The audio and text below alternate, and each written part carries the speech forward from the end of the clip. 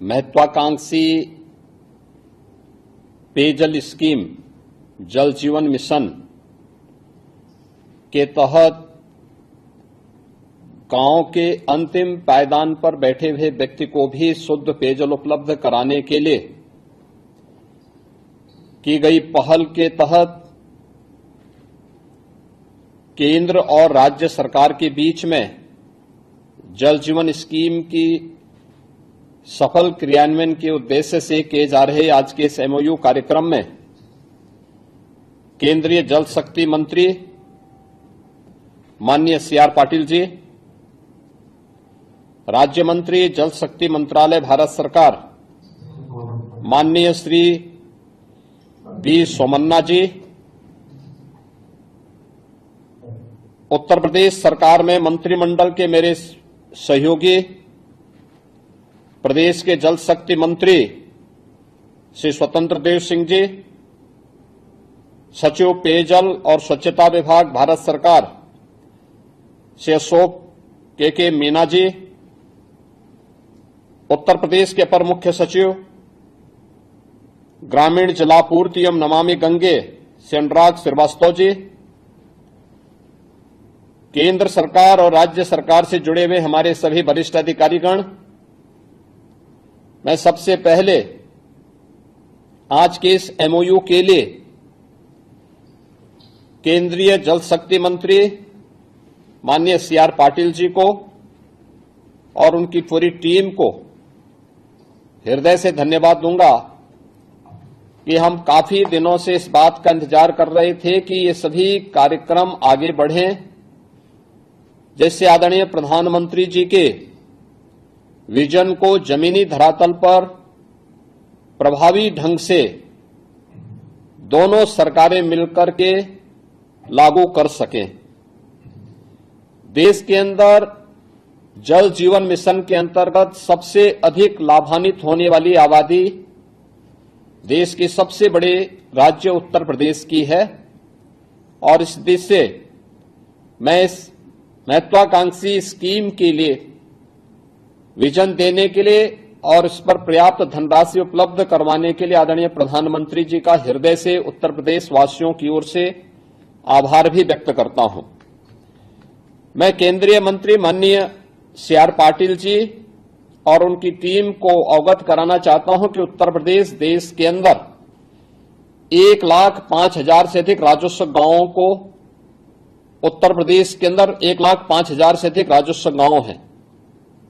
जिनमें से 10,000 से अधिक गांव ऐसे हैं जिनमें पहले से ही पेयजल की सुविधा पाइपलाइन के माध्यम से उपलब्ध है। 85,000 से अधिक ग्राम पंचायतें ऐसी थीं जहां पर पेयजल की कोई भी स्कीम नहीं थी, वहां पे हैंडपंप के माध्यम से या फिर तालाबों से या नदियों से जनता जल लेती थी। परिणाम था पर्याप्त जल संसाधन होने के कारण सामान्यतः लोगों को इसकी समस्या नहीं थी, लेकिन प्रदूषित जल के कारण बहुत बार तमाम प्रकार की बीमारियों के कारण असमय मौत की शिकायतों में काफी वृद्धि हुई थी। मैं केवल एक उदाहरण दूंगा। पूर्वी उत्तर प्रदेश में पर्याप्त जल संसाधन है, लेकिन पूर्वी उत्तर प्रदेश में इंसेफ्लाइटिस से प्रतिवर्ष हजारों मौतें होती थी। इन हजारों मौतों का परिणाम वहां पर प्रतिवर्ष जब हम लोगों ने इन सभी आंकड़ों को लेकर के एआई टूल के माध्यम से इसकी एनालिसिस की तो पता लगा कि खुले में शौच और अशुद्ध पेयजल के कारण ये मौतें हो रही हैं। आज जल जीवन मिशन के तहत जब उन गांवों में शुद्ध पेयजल की उपलब्धता हुई और हर घर में शौचालय बने, जिन क्षेत्रों में 40 वर्ष में 50,000 से अधिक मौतें हुई थी, आज मुझे बताते हुए प्रसन्नता है कि गत 5 वर्षों में मौत के आंकड़ों को 0 तक पहुंचाने में हमें सफलता प्राप्त हुई है और इसका श्रेय मैं आदरणीय प्रधानमंत्री जी के इस विजन को देता हूं, जो उन्होंने स्वच्छ भारत मिशन में हर घर में शौचालय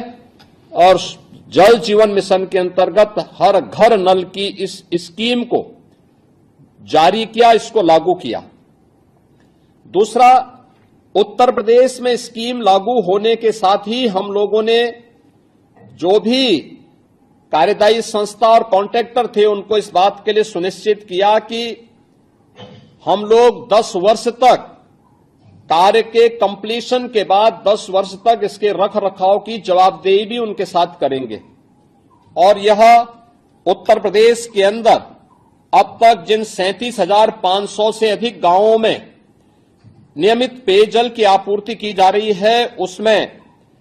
14,500 से अधिक गांव ऐसे हैं जहां संपूर्ण कार्यक्रम भी वहां पे पेयजल की आपूर्ति नियमित रूप से हो ही रही है।